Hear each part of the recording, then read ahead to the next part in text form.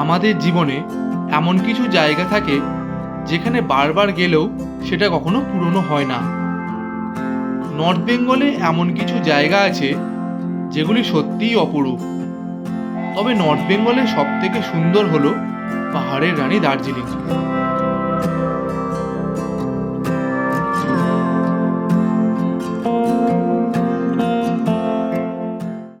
2 রাত 3 দিনের দার্জিলিং ভ্রমণের প্রথম পর্বে আমরা দেখেছিলাম প্রথম দিন তাকদায় থাকার গল্প। আজ দ্বিতীয় দিন, আজ যাচ্ছি দার্জিলিং। যারা এখনও প্রথম পর্বে ভিডিওটি দেখেননি তারা উপরে দেওয়া লিঙ্কে ক্লিক করে ভিডিওটি দেখে নিতে পারেন। আজ দার্জিলিং সাইট সিনে আমরা প্রথমেই যাচ্ছি টাইগার হিল দেখতে। এখান থেকে মাথাপিছু 20 টাকা দিয়ে গেট পাস নিয়ে আমরা এগিয়ে চললাম পাহাড়ের উপর দিকে।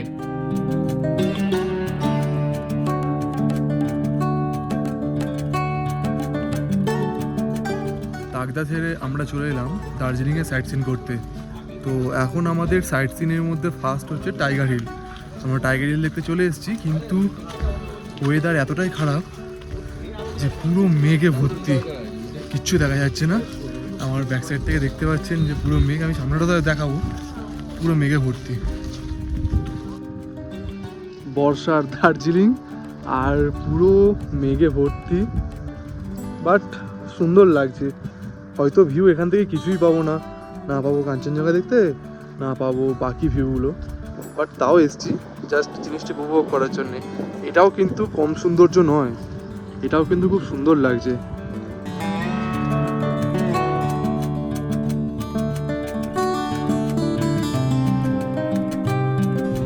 এখানে একটা টাওয়ার মতো করা আছে যেটা বর্তমানে বন্ধ, তবে সামনেটাই উঠতে পারে না এইভাবে। আর বাকি আদার্স ভিউ এখানে সেভাবে কিছু দেখা যাচ্ছে না, পুরো মেঘে ভর্তি, মেঘের আনাগোনা চলছে শুধু। আর এই যে রাস্তাটা আছে, এটাতে নিচে নেমে গেলে আপনি ওয়াশরুম পাবেন, লেডিস জেন্টস দুটোই আছে, বোথ। তো যাদের দরকার তারা এটা ইউজ করতে পারেন, বাট একদম মেনটেন নেই, খুবই নোংরা, অপরিষ্কার, অপরিচ্ছন্ন। আমরা এখন দাঁড়িয়ে আছি সেই দার্জিলিংয়ের সেই আইকনিক জায়গা যেটা হলো টাইগার হিল। আর এটা দার্জিলিং থেকে এর দূরত্ব হচ্ছে 11 কিলোমিটার, যেটা গাড়িতে আসতে 45 মিনিট থেকে 1 ঘন্টা সময় লাগে। আর এর উচ্চতা অ্যাকচুয়াল উচ্চতা হচ্ছে 8488 ফুট। এখানে যদি ভোরবেলায় আকাশটা ক্লিয়ার থাকে তাহলে এখান থেকে মাউন্ট এভারেস্ট এবং হিমালয়ের পুরো পর্বতমালার রেঞ্জটা দেখা যায়, এবং সানরাইজটা সব থেকে সুন্দর লাগে, পুরো সোনালি আভা হয়ে থাকে, যেটা দারুণ লাগে এখান থেকে দেখতে। টাইগার হিলে কোনো ভিউ না পাওয়ায় আমরা চললাম আমাদের পরবর্তী গন্তব্যের দিকে।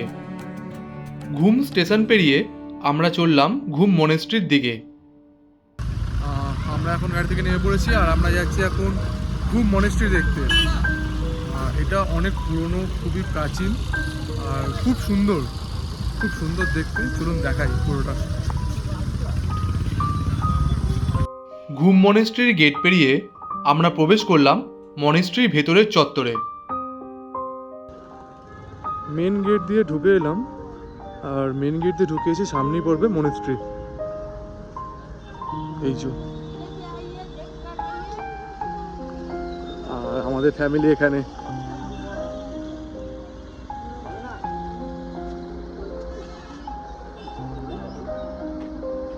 সিঁড়ি দিয়ে নিচের দিকে নেমে সামনেই পড়বে মনেস্ট্রির প্রাঙ্গণ।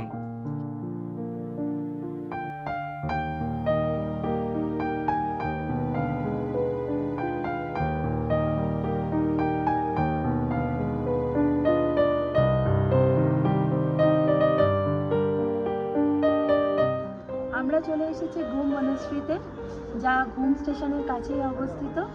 এখানকার প্রধান আকর্ষণ হলো 15 ফুট উচ্চতার একটা বৌদ্ধ মূর্তি, এবং এছাড়াও আছে প্রেয়ার হুইল, যেটা সারিবদ্ধভাবে এখানে সাজানো রয়েছে, এবং ভেতরে একটা বড় প্রেয়ার হুইল আছে। তো এটা এখানকার প্রধান আকর্ষণ।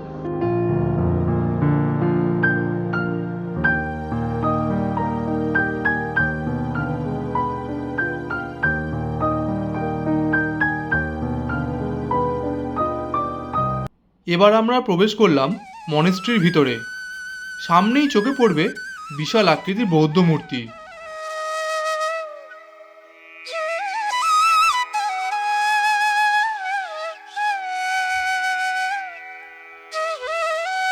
তিব্বতী কালচার ও তিব্বতী আর্টকে এখানে খুব সুন্দরভাবে সংগ্রহ করে রাখা আছে।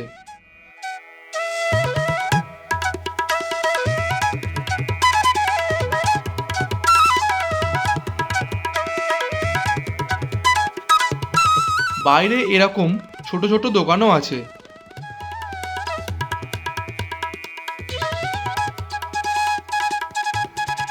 আমরা ঘুরলাম পুরো মনেস্ট্রিটা, খুবই সুন্দর, ভেতরটা এত সুন্দরভাবে সাজানো দেখি বোঝা যায় এর প্রাচীনত্ব। এই যে মনেস্ট্রি এর আর একটা বড় বিশেষত্ব হলো এখানে বিভিন্ন বৌদ্ধ ধর্মগ্রন্থ যেমন সংরক্ষণ করা আছে, তেমন বৌদ্ধের যে বিভিন্ন পর্যায়ে বিভিন্ন যে রূপ তার একটা এখানে ডেমনস্ট্রেশন করা আছে ভেতরটা।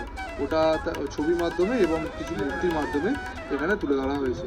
তো খুবই সুন্দরভাবে এখানে সব কিছু সাজানো, well decorated and well maintain. আর আপনি এই মনেস্ট্রির চত্বরে বাইরে এখানে যেমন টয়লেট রয়েছে, হ্যাঁ, কিছু দোকানপাটও আছে, আপনি এখান থেকে কেনাকাটি করতে গেলে সেটাও করতে পারেন।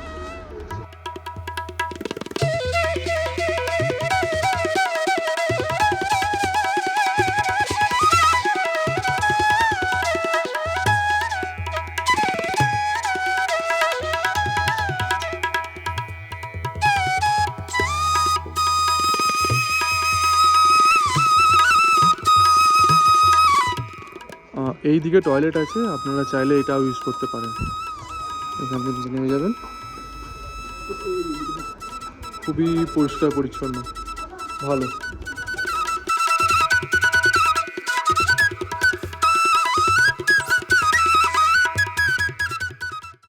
ঘুম মনেস্ট্রি দেখে আমরা এবার চলে এলাম ঘুম রেলওয়ে স্টেশনে, যেটা ভারতের সবথেকে প্রাচীন ও সবথেকে উচ্চতম রেলওয়ে স্টেশন। আমি এখন দাঁড়িয়ে আছি ঘুম রেলওয়ে স্টেশনে। আর এই রেলওয়ে স্টেশনটি তৈরি হয়েছিল 1891 খ্রিস্টাব্দে। তো এটা একটা বহু প্রাচীন একটা ট্র্যাডিশনাল দার্জিলিংয়ের, খুব সুন্দর লাগছে। আপনারা এখান থেকে এই ট্রেনের রাইডও নিতে পারেন। তার জন্য ঘুম স্টেশনে এসে আপনারা একটা রাইড নিলেন, এটা বাতাসিয়া লুপ হয়ে আবার এখানেই আছে।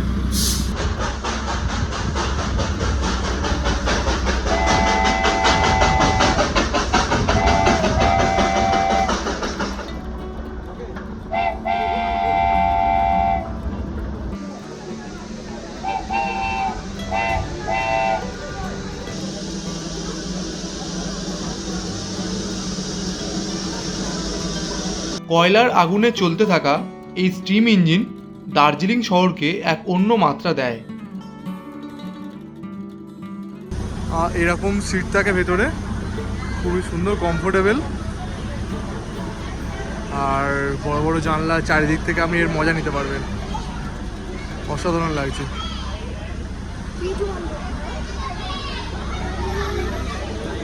এখানে রয়েছে ট্রেনের টাইমিং, কখন কোথা থেকে ছাড়ে, আর এখানে দেয়া আছে কোনটা স্ট্রিম কোনটা ডিজেল সেটারও দেয়া আছে, আর এখানে ভাড়াটাও দেওয়া আছে। তো আপনারা এটা যদি ফলো করেন তো এখান থেকে সমস্ত ইনফরমেশান পেয়ে যাবেন। আর এই দিকটায় রয়েছে ঘুম মিউজিয়াম, আপনারা চাইলে এটাও একবার দেখে নিতে পারেন। Highest railway station in India, 7407 feet উচ্চতা।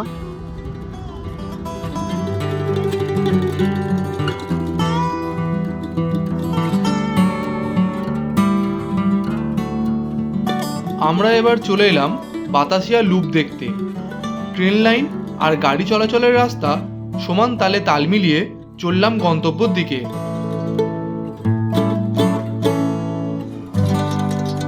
চলে এলাম বাতাসিয়া লুপে। এখান থেকে জনপ্রতি 50 টাকা করে টিকিট কেটে ভিতরে ঢুকলাম। বেশ সুন্দরভাবে সাজানো গোছানো। এর ঠিক মাঝেই রয়েছে গোর্খা ওয়ার মেমোরিয়াল, দেশের জন্য প্রাণ দেওয়া গোর্খা শহীদদের উদ্দেশ্যে এই স্মৃতিস্তম্ভ। দার্জিলিং হিমালয়ান রেলওয়ের একটা 360 টার্ন হলো এই বাতাসিয়া লুপ। পাহাড়ের খাড়া ঢাল বেয়ে নামার জন্য 1919 সালে এই লুপ তৈরি করা হয়।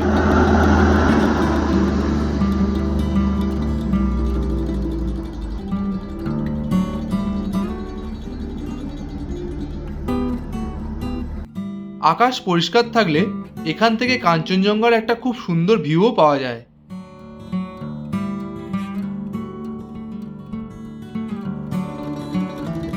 আমরা নেমে পড়েছি ভানু ভবনে। এখন যাব আমাদের হোটেল। আমাদের হোটেল হচ্ছে হোটেল নিস্তারা।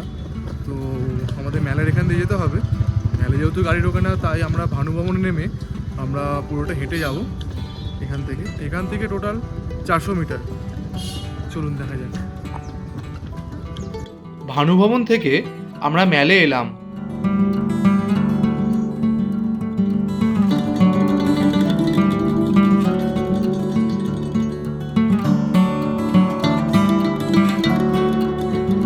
এখান থেকে আস্তাবলের রাস্তা হয়ে বেশ কিছুটা গেলেই পড়বে আমাদের হোটেল নিস্তারা।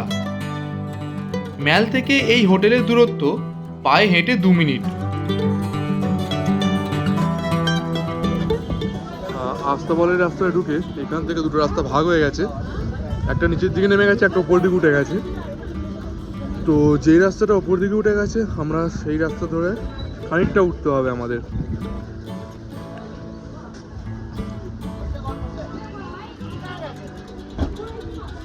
আর এখান থেকে আজকে অসাধারণ লাগছে।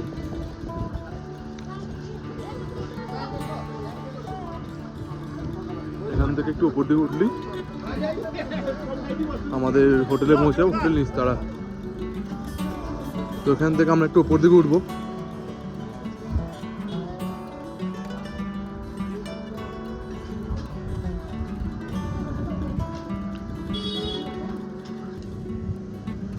এটা হলো আস্তাবলের রাস্তাটা। এই রাস্তা সোজাটা আস্তাবল চলে যাচ্ছে, এই ডান দিকে নেমে, আর সামনেই ম্যাল 2 মিনিটের মধ্যে।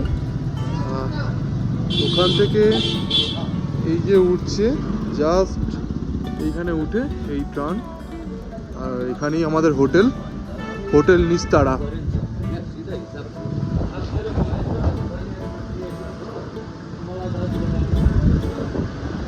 নিস্তারা এটা এন্ট্রান্স,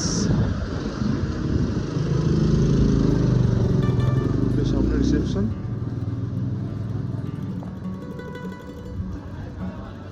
আর এটা ডাইনিং স্পেস।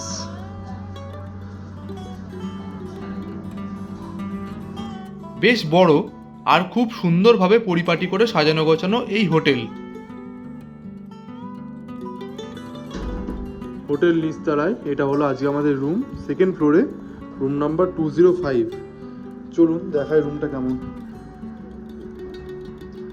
এটা আমাদের রুম। একটা বড় কিং সাইজ বেড আছে,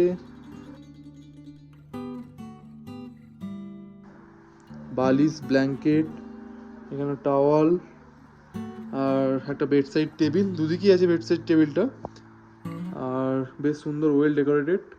উপরে ইন্টেরিয়র ডেকোরেশনে খুব লাইটিং সুন্দর কাজ করা আছে।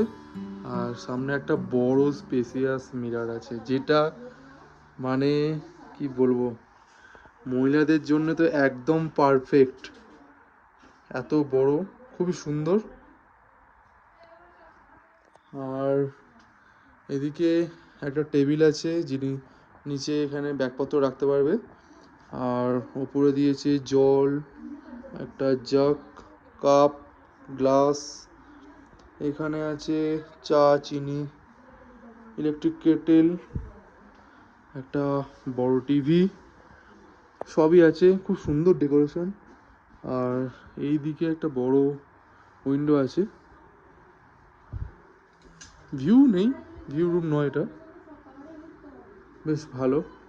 বাথরুমটা দেখায়, বাথরুমটা বেশ বড় স্পেসিয়াস। সামনে ঢুকি একটা বেসিন এরিয়া, এখানে মিরর, আর বেসিন এরিয়ার ওপরে কিন্তু আর একটা লাইট আছে, এটা খুবই সুন্দর। এই যে, আর এখানে কোমোড, শাওয়ার, গিজার সবই আছে, খুবই সুন্দর। তারপর দুপুরে লাঞ্চ সেরে ফেললাম। গরম গরম ভাত, ডাল, বেগুন ভাজা, বাঁধাকপি আর সঙ্গে ছিল মাছ। রান্নার টেস্ট মোটামুটি ভালোই ছিল। দুপুরে একটু রেস্ট নিয়ে সন্ধ্যায় বেরিয়ে পড়লাম ম্যাল মার্কেট ঘুরতে। এই বর্ষায় যে এত পর্যটক পাবো সেটা একদমই ভাবিনি।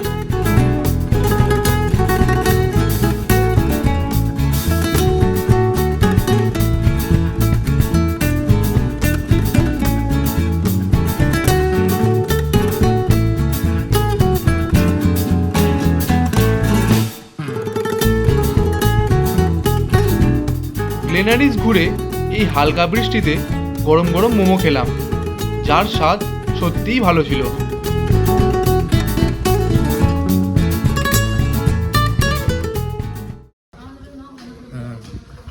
Good morning everyone. আজকে আমাদের ডে 3 আর আমরা সকাল সকাল বেরিয়ে পড়েছি। কাল সারা রাত প্রচণ্ড বৃষ্টি হয়েছে, পাওয়ার নেই, ফোন টোন চার্জ করতে সেভাবে পারিনি। আর ওয়েদারটা জাস্ট ফাটাফাটি, পুরো ক্লাউডি হয়ে আছে জায়গাটা, আর হালকা একটা বৃষ্টি হচ্ছে। আর এখন বাজছে সকাল ওই 7:30। আমরা এখন যাচ্ছি মহাকাল মন্দির। ওয়েদারটা জাস্ট একবার দেখো, জাস্ট পুরো ফাটাফাটি। আর যাচ্ছি এখন ম্যাল দিয়ে। এটা হলো ম্যালের ওয়েদার এখন। প্রতিটা সিজনে দার্জিলিং তার এক এক রকম রূপ ধারণ করে, আর এই বর্ষায় দার্জিলিং সত্যি অনবদ্য। সকালবেলা ম্যাল পুরো ফাঁকা, 2-1জন টুরিস্ট আছে। কি লাগছে।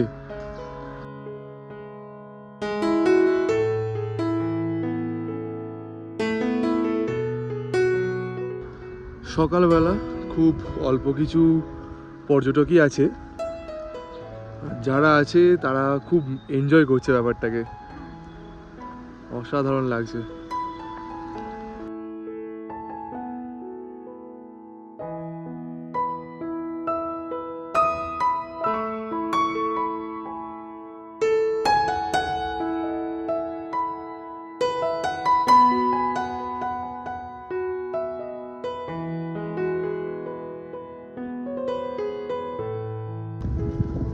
আমরা এখন যাচ্ছি মহাকাল মন্দির দেখতে।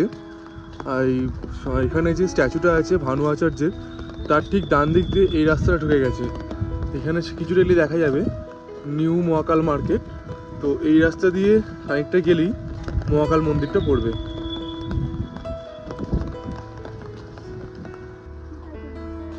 চলে এসেছি, এবার আমাদের এই সিঁড়ি দিয়ে ওপরে উঠতে হবে। মহাকাল মন্দির।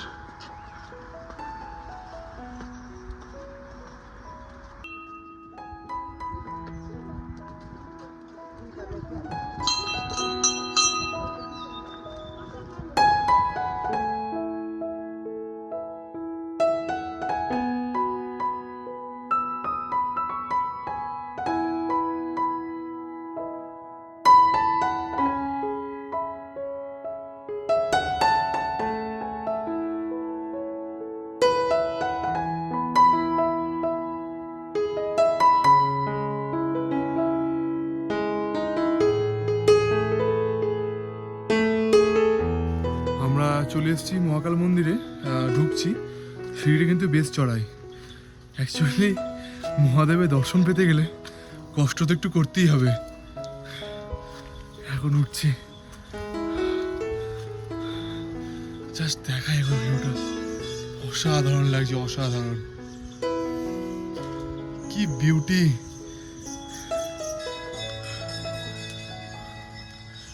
সুন্দর।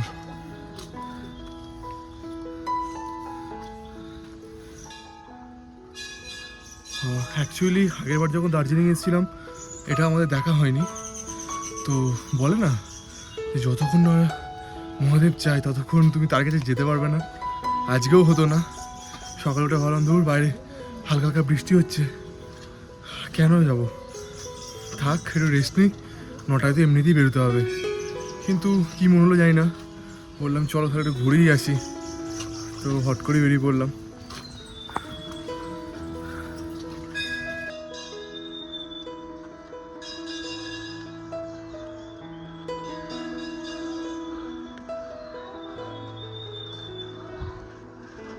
এই দিকটায় পুজো সামগ্রী পাওয়া যাচ্ছে, আপনারা চাইলে এখান থেকে পুজো সামগ্রী নিয়ে নিতে পারেন।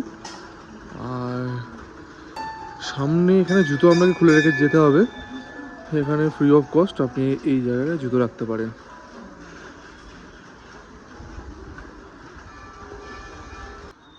জুতো রেখে এ পাশে যে সিঁড়িটা আছে, আমরা এখান দিয়ে খালি পায়ে উপরে উঠছি।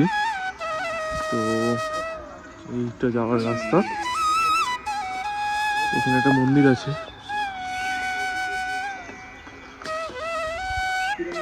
এখানে ঢুকছি না, আমরা এখন এটা দিয়ে যাবো।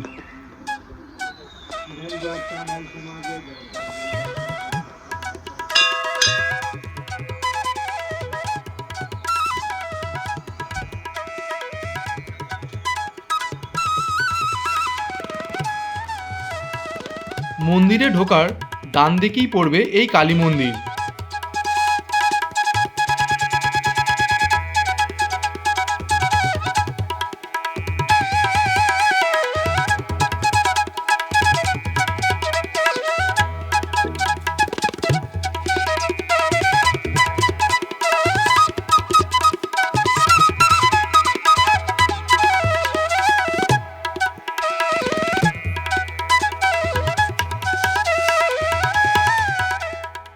আর ভিতরে ঢুকে প্রথমেই পড়বে এই গণেশের মন্দির।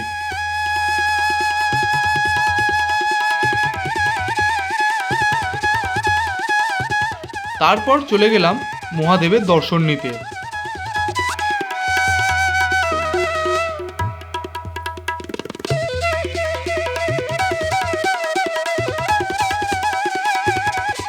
ঘুরে দেখে নিলাম মন্দির চত্বর।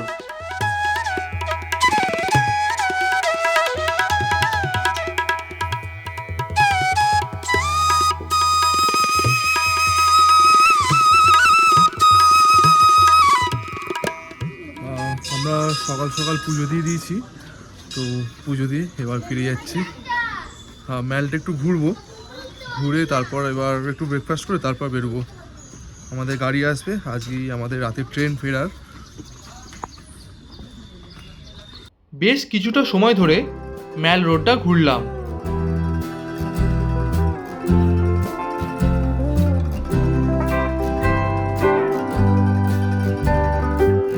সকালবেলার ম্যাল মার্কেট, আর এখন আমরা যাচ্ছি এটা দিয়ে হোপের সামনে।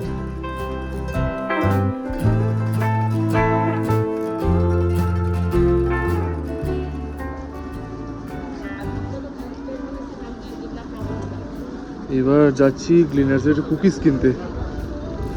এখানে কুকিজটা না কিনলে ঠিক ট্যুরটা কমপ্লিট হয় না।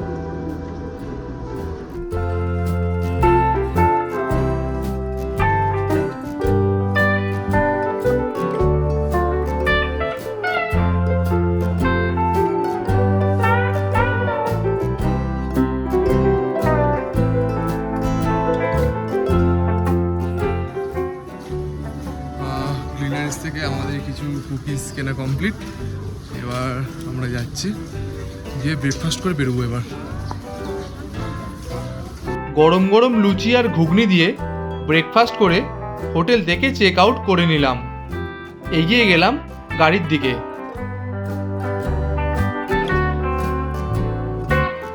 গাড়ি চলে এসছে, জিনিসপত্র বাঁধাবাঁধি চলছে, এবার আমরা বেরোবো।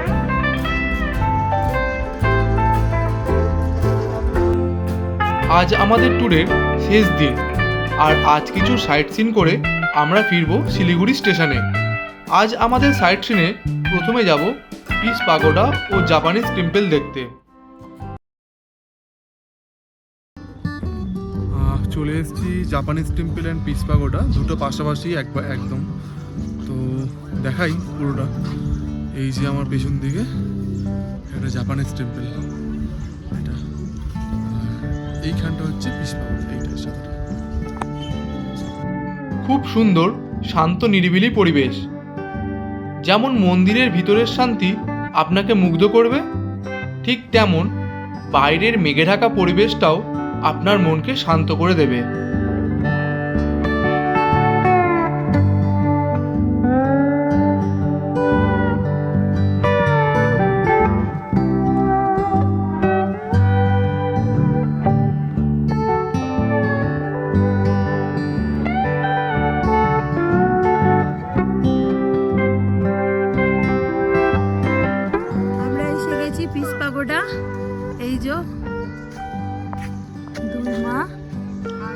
হাই, সবাই হাই করে দাও। বাবা, এটা বাবা। হ্যালো বন্ধুরা, আমরা চলে এসেছি পিস পাগোডাতে সবাই মিলে। চলো, খুব সুন্দর ঘোরা হচ্ছে আমাদের, আমরা খুব সুন্দর ঘুরছি। সিঁড়ি দিয়ে উঠে চললাম পিস পাগোডার সামনে।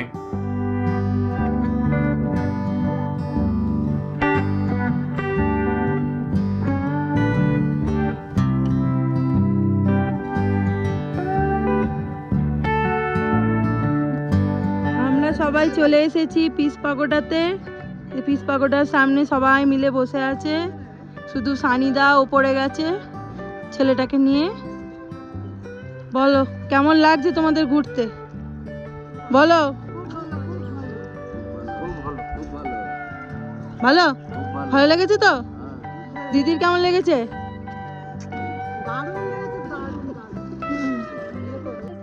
তুমি এটা কি দেখলে? কি কি আজ এটা পিস পাগোডা। আর তো তোমার ভালো লাগছে ঘুরতে?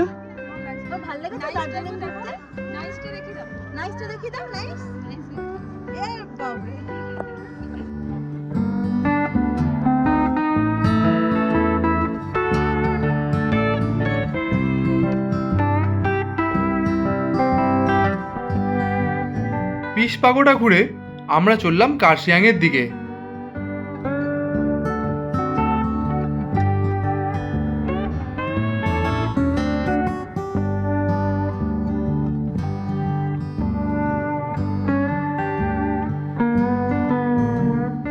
টাকা করে টিকিট কেটে প্রথমেই চলে গেলাম ডাউহিল ফরেস্টে।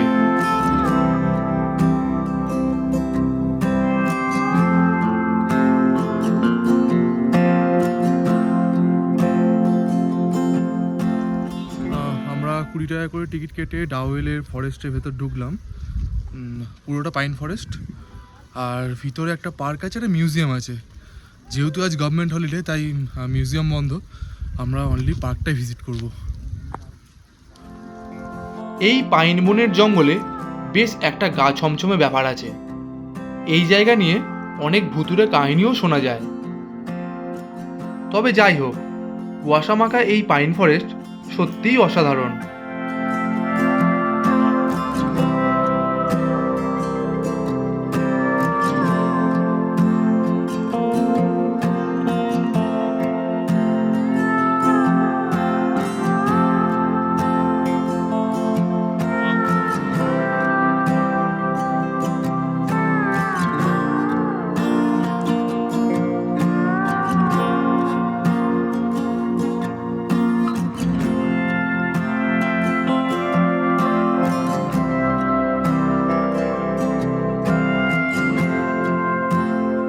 এটা হলো সেই স্কুল যেটা নিয়ে অনেক অলৌকিক কাহিনীও শোনা যায়।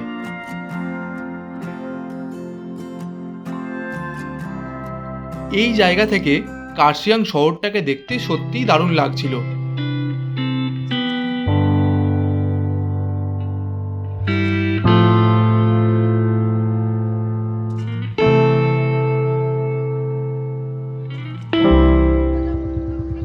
আমরা ডাউহিল ঘুরে এখন এসেছি হনুমান তাকে কার্শিয়াংয়ের। তো এখান থেকে যে ভিউটা সে মানে সত্যি অসাধারণ। এখান থেকে যে ভিউটা সেটা সত্যি অসাধারণ। আমি দেখাচ্ছি আমার ব্যাকে একবার, জাস্ট ভিউটা দেখুন, অসাধারণ লাগছে।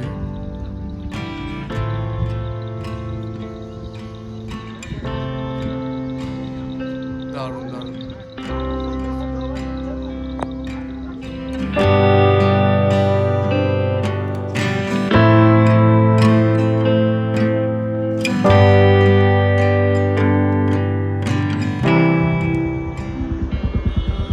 আমরা চলে এসেছি কার্শিয়াংয়ে হনুমান স্ট্যাচুর কাছে।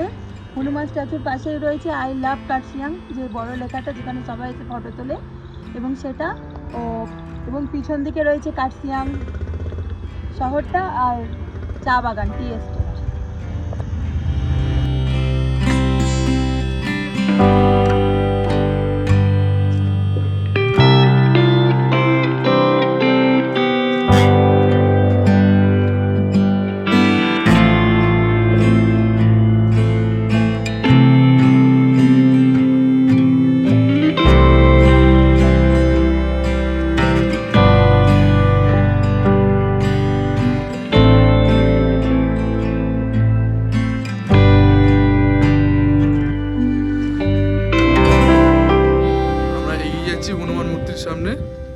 এখানটা ভিউটা জাস্ট অসাধারণ। এই পিছন দিকটা পুরোটা চা বাগান, আর ওই দিকটা রয়েছে কার্শিয়াং। অসাধারণ লাগছে, জাস্ট অসাধারণ।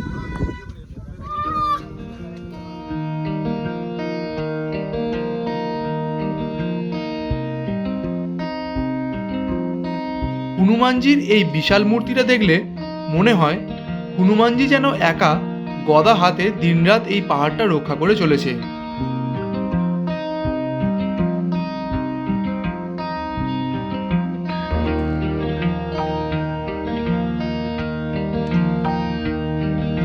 এরপর রোহিণী রোড ধরে চললাম শিলিগুড়ির উদ্দেশ্যে।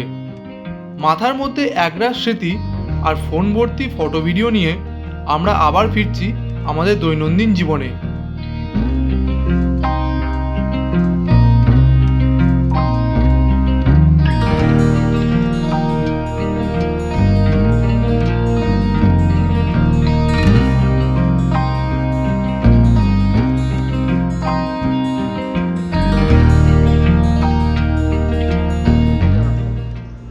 আমরা এই 3 দিন যার সঙ্গে ঘুরলাম খুব ভালোভাবে ঘুরিয়েছে আমাদের, সেটা হলো এই দাদা।